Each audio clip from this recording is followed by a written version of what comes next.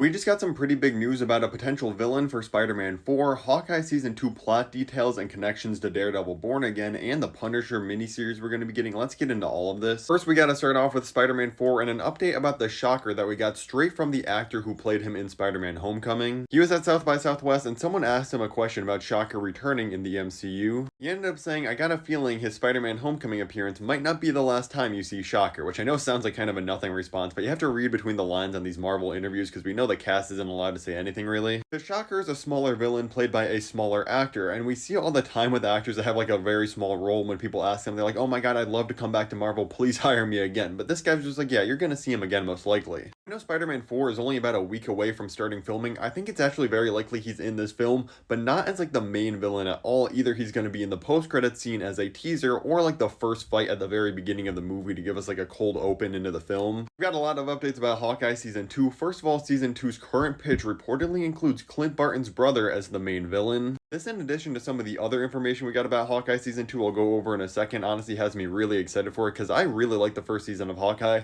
I was just slightly concerned that Season 2 was going to have Hawkeye fully be retired and passing on the mantle fully to Kate Bishop, but it seems like based on this storyline, he's still going to be suiting up and in the action. The second bit of info we got about the season says that the main plot is reportedly being pitched as a Die Hard inspired story where Clint and Kate are trapped in one location and fending off hordes of assassins. Again, they're probably led by or controlled by Hawkeye's brother in this story. I honestly am so down for this. I absolutely love the Christmas and wintry vibe of Hawkeye Season 2, so going for like a Die Hard inspired mode for the second film honestly seems genius because yeah, I know there's a huge debate if it's a Christmas movie or not, but give me that type of action in a Hawkeye series, I'll be down for this. The next bit of info about Hawkeye Season 2 is that reportedly a storyline from Daredevil Born Again could potentially lead into Hawkeye Season 2. There's a couple possibilities for this. One idea I see people throwing around is that they think Benjamin Poindexter from Daredevil, who's also Bullseye, ends up like maybe being hired by Hawkeye's brother to end up killing like one of Kate Bishop's family or something like that, which honestly I think would be a super dope storyline to include in this. Because we know Bullseye is an absolute menace. If you watch the first episode of Daredevil Born Again, you know he's continuing this menace streak into the MCU. The other most likely storyline obviously has to do with Kingpin because his first MCU appearance outside of Daredevil was obviously in Hawkeye Season 1. He's already met Kate Bishop and Echo. I've also been seeing rumors that Echo is going to be appearing in Daredevil Born Again Season 2,